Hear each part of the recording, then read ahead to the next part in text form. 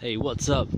I've been having some tailgate rattles from my VX2 Commodore, which I believe to be related to this upper plastic spoiler piece here.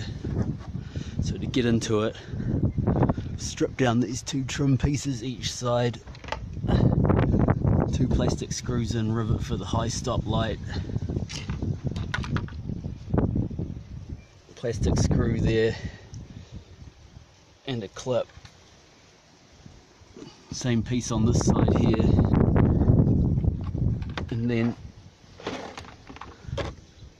two 10mm bolts each side of the upper tailgate, one in here which I've already tightened, another one in there,